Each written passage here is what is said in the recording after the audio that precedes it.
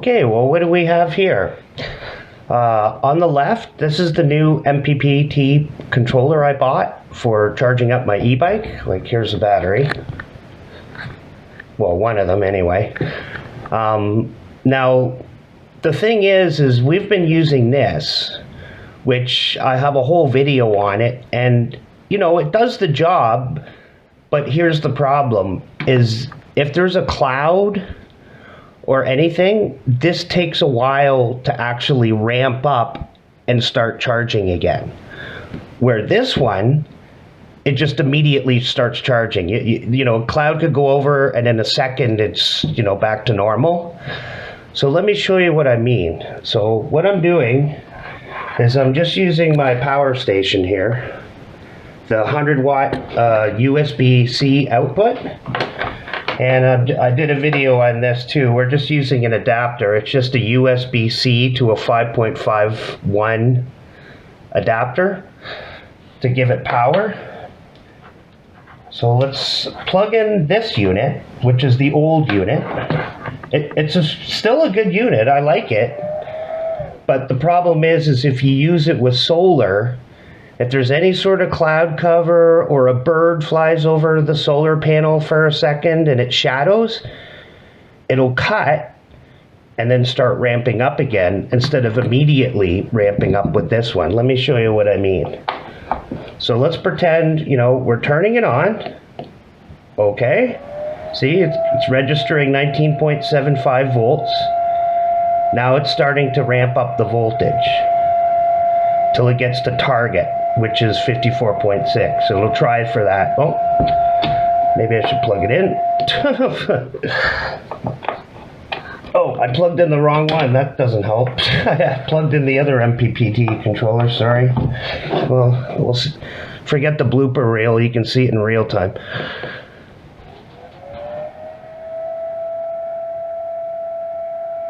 So see how it starts ramping up the voltage?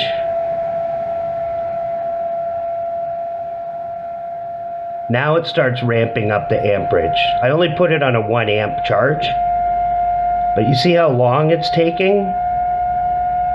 So say it cuts out because it says MPPT controller. It's bullshit. It's not at all. It's basically multi-PowerPoint targeting, I would say, because what you do is you set the minimum voltage for the solar panel and it'll try to stick around it.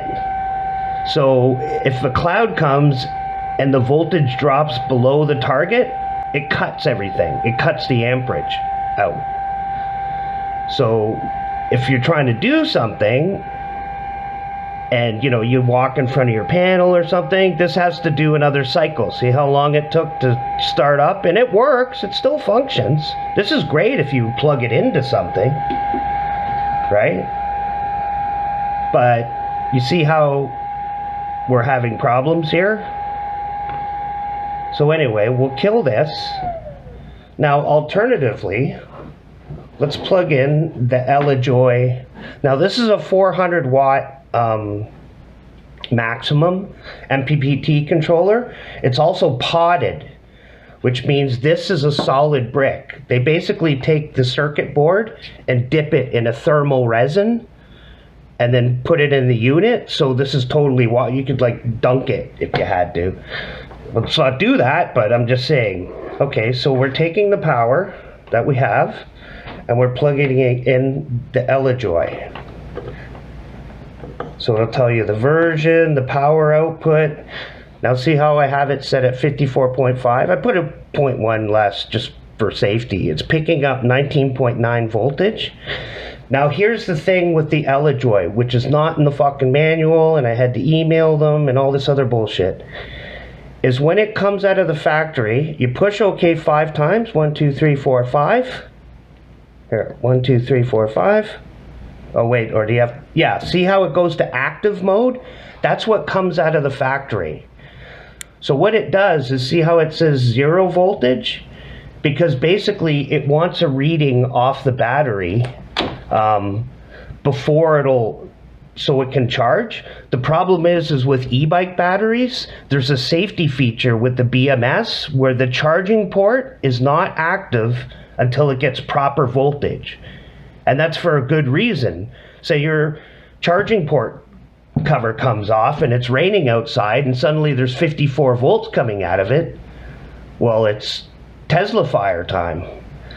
So in order for this to work, because look here, I'm going to plug it in with it on active mode. Nothing. Because it can't get a reading from the voltage because the battery is not directly connected to the charging port. This is not like a car battery. Like if you had like a car battery or 48 volt battery with just terminals, then you want it on the active mode.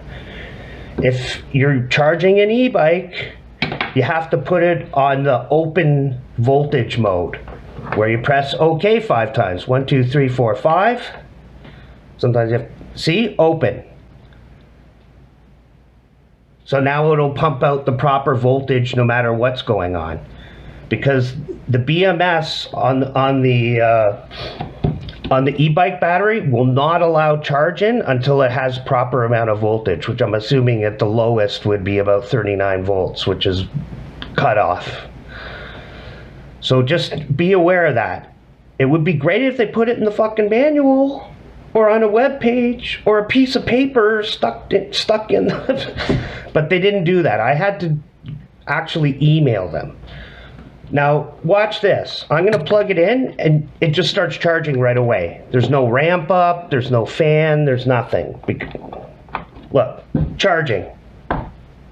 That's it. So if a cloud goes over and it's totally dark and your panels are gone down, this will just keep, it'll charge, it takes whatever it can and it'll pump out whatever it can at the voltage you set it at. So right now we're hovering around 1.7-ish. You know, it's fluctuating obviously. That's about a 2 amp charger. A 2 amp charger will pump out 1.85 generally. That's what I usually get out of it. 1.85 milliamps into the battery. So this 100 watt, see, look, you can see it's pumping out 100 watts. Oh, sorry, I just disconnected it. Hold on. There we go. There we go. There we go. I just screwed the wire. Anyway, see how it just pumps out right away. There's no ramp up. There's no targeting, like, oh, I gotta set the voltage, whatever. It goes, give me what you got, and I'll just pump it out. Now, the thing with this, though, is because whatever you give it, it'll pump out, you got to be careful about what panels you're putting on your e-bike. Don't hook this up to a 1 kilowatt solar array, because it'll try to pump out 400 watts, and then you get Tesla fire.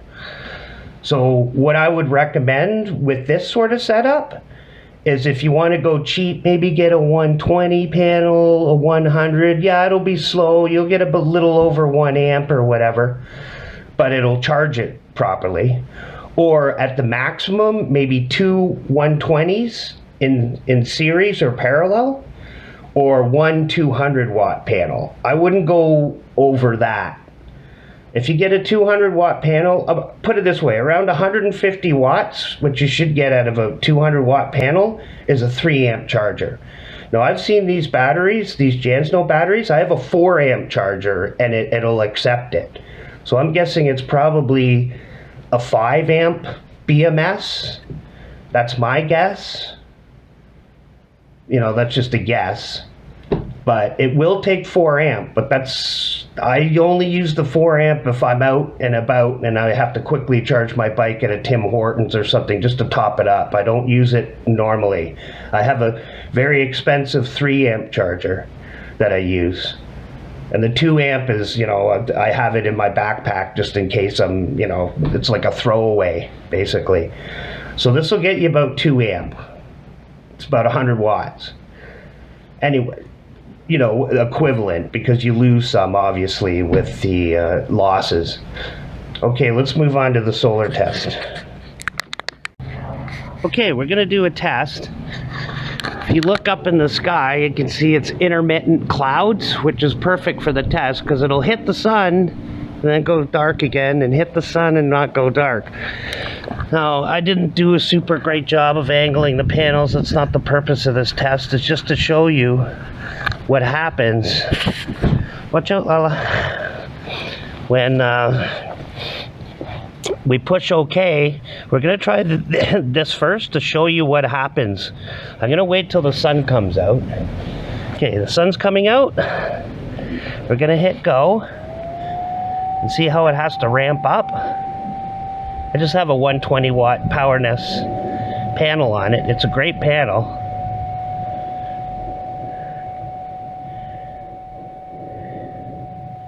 Okay, it's starting to ramp up. That's the panel voltage. It's going down as the power is going up. See how it's taking a while to go up? Now, in a second, we're probably going to get a cloud, and you'll see what happens.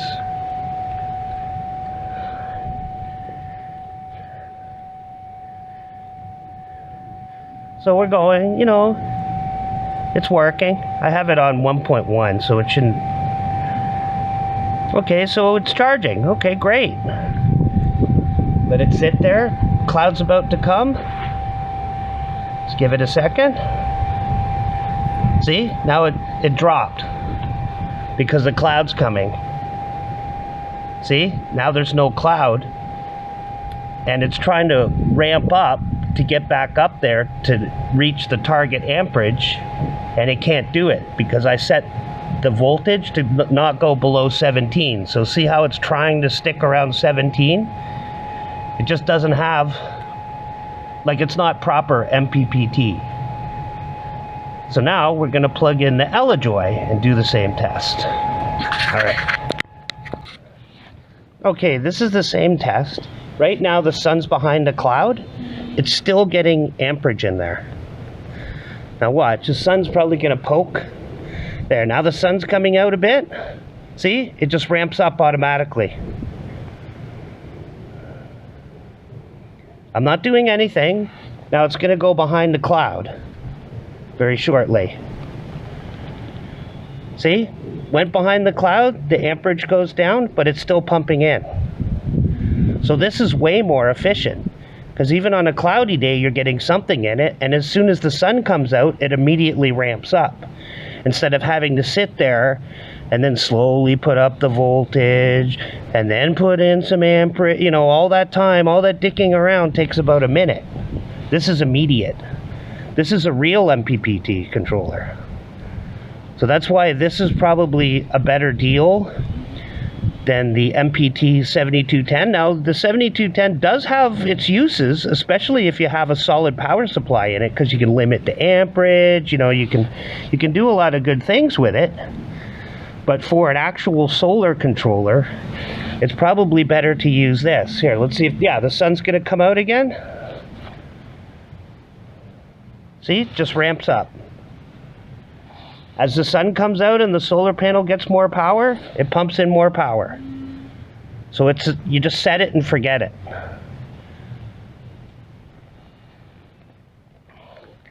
So we're getting about 1.5 amp right there. And I haven't even really set the panel up correctly, and it's also late October. So it's not, you know, obviously in summer, you're probably going to get a hell of a lot more. But anyway, that gives you an idea of why this is probably a better idea. It's also slightly cheaper than the other model for general purpose, sort of, oh, I want to solar charge my bike. All right, there you go.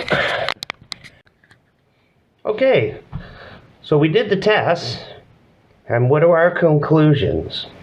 Obviously, this is a way better solar charger. It actually has true MPPT charging ability. This, while it'll work, is not so great because it has to ramp up the voltage first, then it'll put in charge, and you have to set a target of where the voltage should not drop from the power source, like your panels. And if it drops below that point, it just cuts off the charging altogether. It's not like, oh, well, I'll just put in a few watts while it's waiting for the sun again. It just cuts it. Now, there are uses for this, well, at least for me, but for a person that's like, look, I just want to buy something that'll just work. I stick a solar panel on it and it'll charge my e-bike, then this is definitely the way to go.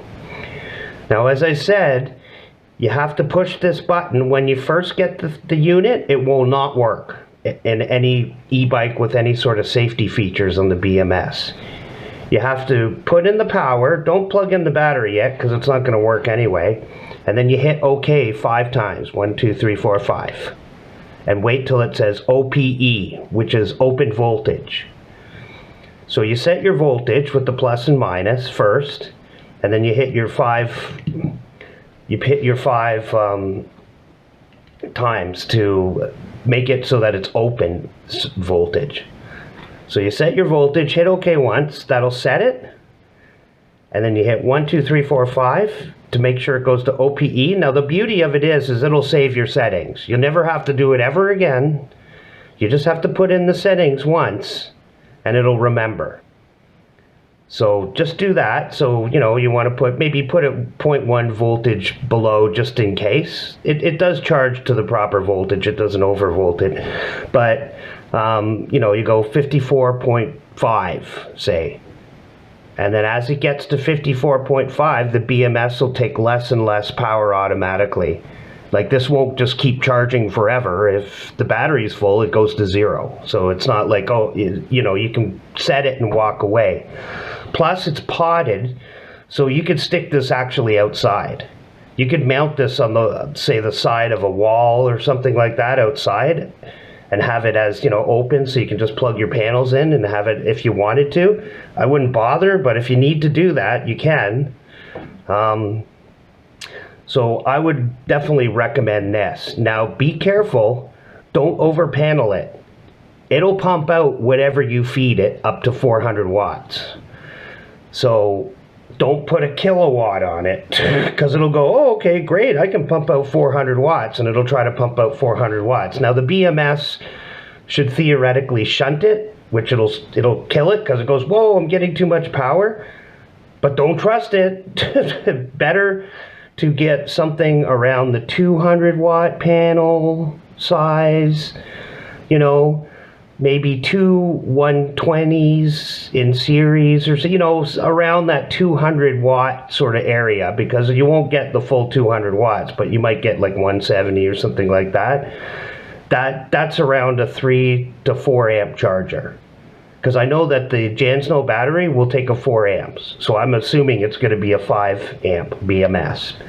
But still, I only use that 4 amp charger like when I'm out in an emergency. I just want to top up really quickly. I don't use that, like, you know, every day. But anyway, so I definitely get this. It's actually cheaper, ironically, and it's like a brick. Also, it doesn't have a fan, so there's no fan that dies on it. It's just like a simple dumb brick. But you just have to be careful what you're pumping into it so that you don't, you know, overcharge too fast the e-bike battery. But anyway, coming up, look what we got. Oh, this I'm actually giving away. I'm giving away a bunch of stuff because I went through hell for suspension, but I don't know if I can do it tomorrow. I'll try to do it tomorrow. If not, you'll see the video soon.